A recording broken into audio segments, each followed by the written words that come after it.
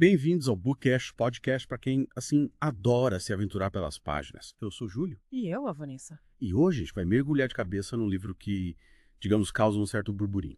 Terra Plana, do David Hume Jr. Um livro que coloca em xeque tudo o que a gente, acho que sabe sobre o mundo. É isso aí. A proposta do Ian Jr. é, no mínimo, ousada. Ele se joga de cabeça nessas teorias da Terra plana e tenta desconstruir tudo que a gente considera como fato. E ele já começa com uma abordagem bem peculiar. Ele coloca a gente de frente para uma série de eventos históricos ligados principalmente à exploração espacial, e o que mais chama atenção é a recorrência dos números 19 e de 33. Ele menciona o dia 19 de outubro como dia de inspiração do Robert H. Goddard, um dos caras que foi pioneiro na área de foguetes. Uhum. Aí ele vai listando outros eventos, lançamentos de foguetes, altitudes, número de astronautas. E esses números de 9 e 33 aparecem, sei lá, de um jeito que faz a gente pensar. E se a gente parar para pensar, muita coisa que a gente sabe sobre o mundo vem de informações que a gente recebe, sei lá, da NASA, por Right. exemplo. A gente confia que esses dados são precisos, mas até que ponto? A gente meio que assume que o que a gente aprende na escola, o que vê nos livros, na TV é verdade, mas e se não for? Esse é o questionamento que o Ian Jr. coloca. E aí que as coisas começam a ficar interessantes. Ele questiona a validade das provas, sei lá, que a NASA apresenta para sustentar o modelo da Terra esférica, questiona a precisão matemática em vários eventos e a dificuldade de verificar de forma independente a autenticidade das fotos do espaço. Coloca a gente para pensar com a nossa própria cabeça, né? Exato. A gente precisa ser mais crítico, questionar as informações, buscar diferentes fontes e tentar formar a nossa própria opinião. E essa busca por outras perspectivas também aparece quando ele fala sobre os mapas. Ele explora as diferenças entre os mapas, os modernos e os históricos, principalmente aqueles que mostram a América do Norte conectada à Eurásia. Bem diferente do que a gente está acostumado, né? Totalmente. E aí ele usa essa diferença para levantar a questão da Tartária, uma suposta civilização perdida que teria sido, sei lá, apagada da história. Apagada da história. A ideia é que, se os mapas antigos mostram uma configuração diferente, talvez essa civilização tenha existido de verdade e, por algum motivo, foi ocultada. Eita. Aí a gente entra num terreno complicado, né?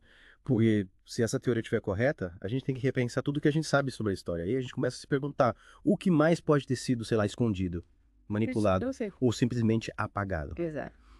E o Ian Jr. vai ainda mais fundo. Ele explora as teorias sobre a Antártida, questionando a narrativa tradicional, sugerindo que ela pode ser uma enorme parede de gelo, escondendo algo além. Tipo um portal para outro mundo.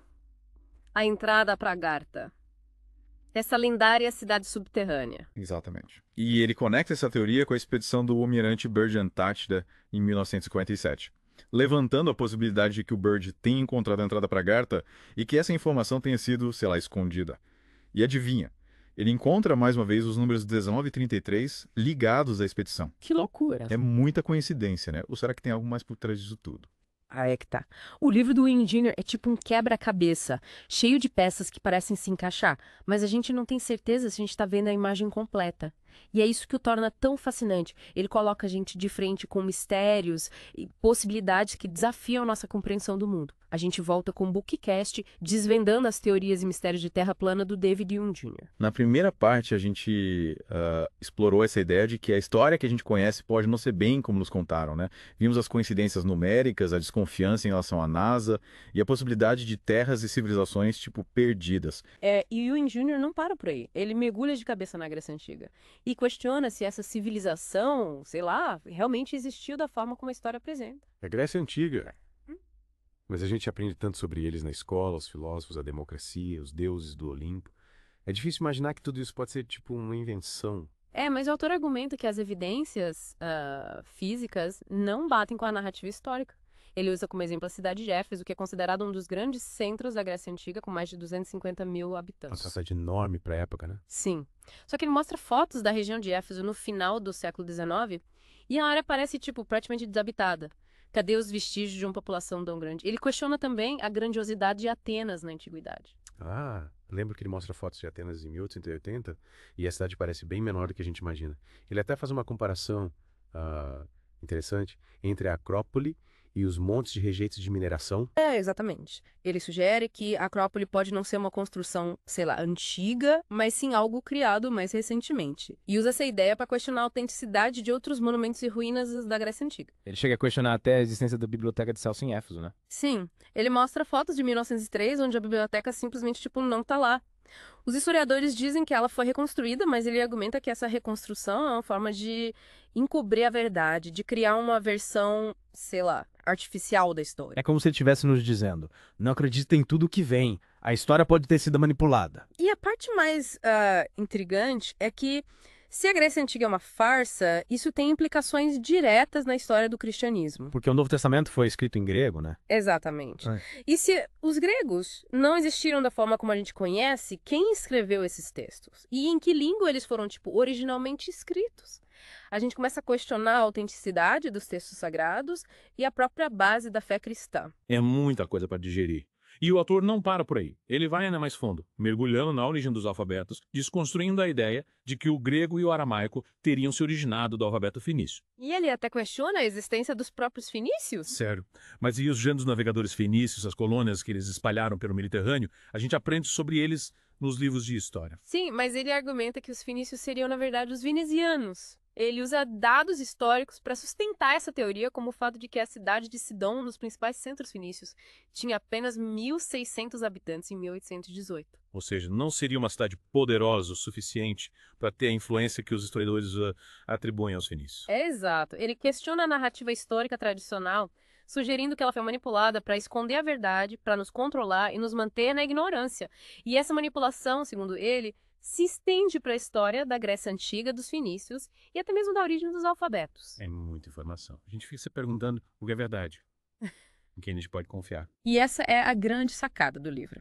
Ele nos convida a buscar a verdade por nós mesmos, a questionar tudo e a não aceitar nada como dogma. Terra Plana é um livro que nos tira da zona de conforto e nos faz questionar as verdades que a gente sempre aceitou sem questionar. E a gente volta para o Bookcast. Chegamos na parte final da nossa imersão em Terra Plana, do David Owen Jr. Até aqui, a gente, explorou ideias bem desafiadoras, questionando a história da Grécia Antiga, a narrativa tradicional sobre os fenícios e até a versão, oficial sobre a forma da Terra. E preparem-se, porque agora a gente vai mergulhar num dos pontos mais, curiosos do livro, o significado e a força do número 19. E o autor vai além de simplesmente, apontar coincidências. Ele usa o 19 como uma espécie de chave para decifrar o que ele acredita ser uma ordem oculta por trás da realidade. Uma ordem oculta. Exato. E como ele faz isso? Que ferramentas ele usa para conectar o 19 a essa ordem? Ele explora o número 19 sob várias perspectivas. Ele se aprofunda na numerologia, analisa as possíveis conexões astrológicas e usa um sistema chamado gematria para investigar a relação do número 19 com o nome de Deus. Gematria. Confesso que nunca tinha ouvido falar disso. Pode explicar melhor como funciona esse sistema. Claro, a gematria é um sistema antigo que atribui valores numéricos às letras. É como se cada letra tivesse um código numérico. E o que o David Owen Jr. faz é usar a gematria para analisar o nome de Deus em diferentes línguas e culturas.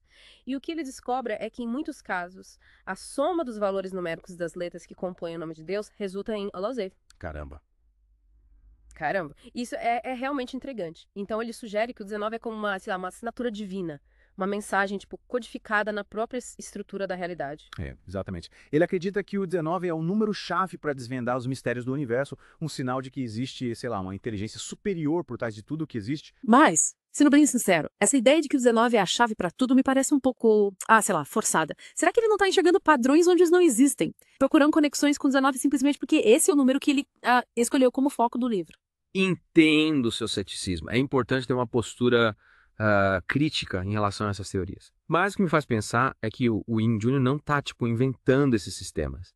A numerologia, a astrologia, a gematria existem há séculos e são usadas por diversas culturas ao redor do mundo. Ele está usando essas ferramentas para analisar as informações que ele encontrou. E a recorrência do número 19, pelo menos nos exemplos que ele apresenta, é inegável. Faz sentido. Mas e aí? Qual é a grande mensagem que ele quer passar com tudo isso? O que ele espera que a gente faça com essa informação? Eu acho que a grande mensagem do livro Terra Plana é um convite para abrir os olhos para uma realidade que vai além do que a gente vê, na superfície. Um incentivo para questionar o que nos é apresentado como verdade absoluta e buscar por nós mesmos as respostas para as grandes questões da vida. É como se ele estivesse nos dizendo: saiam da Matrix A realidade é muito mais complexa e fascinante do que vocês imaginam. Exatamente. Ele nos convida a sermos mais curiosos, a investigar, a pesquisar, a questionar as narrativas oficiais e principalmente a não ter medo de pensar fora da caixa. E no fim das contas, a gente pode concordar ou não com as teorias do David Wynne Jr., mas não dá para negar que ele nos leva numa viagem, no mínimo, instigante, que abra a mente para novas possibilidades. É isso que a gente busca aqui no Bookcast. Levar vocês a explorar diferentes ideias, expandir seus horizontes e, quem sabe, encontrar suas próprias respostas no meio do caminho. Valeu por embarcar nessa aventura com a gente. E se você curtiu essa imersão em Terra Plana, não deixe de conferir os outros episódios do Bookcast, sempre com novas descobertas e reflexões. Até a próxima!